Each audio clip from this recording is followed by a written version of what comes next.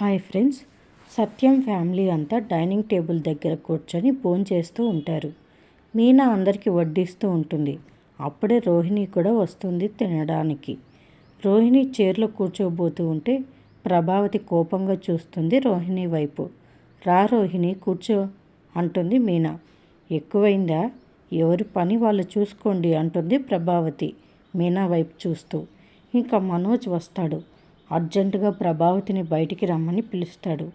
తింటున్న ప్రభావతి మనోజ్ పిలవడంతో అలాగే బయటికి వస్తుంది. ఏమిట్రా అని అడుగుతుంది. ఒక డీల్ వచ్చింది, దానివల్ల మనకి చాలా లాభం వస్తుంది అని చెప్తాడు మనోజ్. అందరి ముందు గౌరవంగా చెప్పాలి కానీ రారా అంటూ అందరి దగ్గరికి మనోజ్ని పిలుచుకొని పోతుంది. మనోజ్కి చాలా పెద్ద ఆర్డర్ వచ్చిందంట. ఆ డీల్ కుదిరితే లక్షలో లాభం అంట అని ప్రభావతి అందరికీ చెప్తుంది.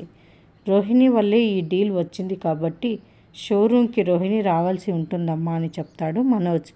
అది విని షాకింగ్గా చూస్తుంది ప్రభావతి. రోహిణి తనలో తనే నవ్వుకుంటూ ఉంటుంది.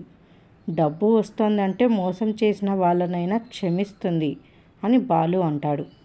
రోహిణి వస్తే డీల్ వస్తుంది, డబ్బు వస్తుంది, ఆలోచించమ్మా, ఒప్పుకో అమ్మా అంటాడు మనోజ్. ఇంకా ప్రభావతి ఆలోచిస్తూ ఉంటుంది. ఇదంతా రోహిణి ప్లానే కాబట్టి చాలా సంతోషంగా ఉంటుంది. ప్రభావతి ఒప్పుకుంటుందని ఎదురు చూస్తూ ఉంటుంది రోహిణి. మరిన్ని అప్డేట్స్ కోసం ప్లీజ్ సబ్స్క్రైబ్ చేయండి. Thanks for watching.